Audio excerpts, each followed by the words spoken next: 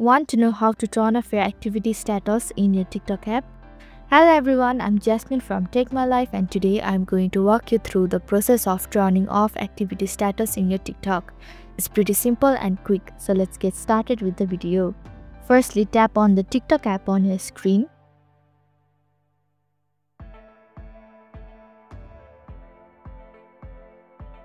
Now tap on the profile icon at the bottom right corner of your screen. Then tap on the hamburger icon at the top right corner of your screen. Tap on the setting and privacy option at the last.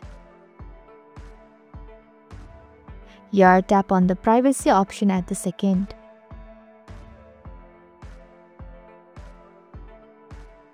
Here, you can see activity status at the second, right below the private account. Now tap on the switch bar to turn off the activity status.